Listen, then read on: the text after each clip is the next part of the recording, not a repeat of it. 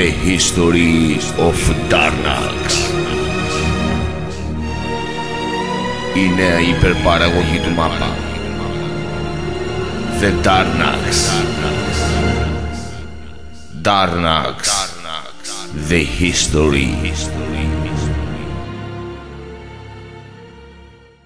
Κι έκανε 2-3 μέρες άλλαζε φέρσι μου και μας μάζωνε στη ψάθα σαν μπαρμπαδάσκαλος να μας λέει ένα και με λόγια σουφάκι σακάδες.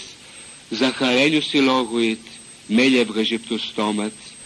Οι άγιαμ των παλιών τον καιρό που Τούρκοι πάτσαν τον τόπο, σαν τώρα του θηρίστηκε του Αλουνάρ, έρναν τα σκλιά με τζαντερμάδες τα ντάμα σταλών και έπαιρναν τον ίδρο μας, δδούληψη μας. Φορ παστ φορ, του Βυριγή, του Ημιλιάκη και του Ουσιούρ του 10ου Τσοδιάς. Μα Θεός με τη μάση ήταν, δε μας άφηνε να πνάσουμε, γη μας και τα χωράφια μας έβγαζαν πόλπου γέννημα κι είχε και τα αυτά τα σκλιά.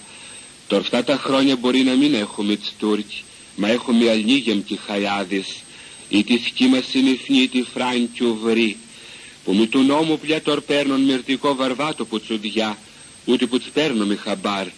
Μα άιντε να τρανέψει τη σύς, τάρματα να ζώστη, άφαει να τς κάμε τη γης να τς καταπιεί, και έτσι θα αλλάξετε του νόμου και τη γραφή, σύς θα τον συντάξετε μέσα από το Ευαγγέλιο του Τετραβάγγελου, φκό σας τραγούδα είναι, φκό σας γαϊδές, φκό σας χορός.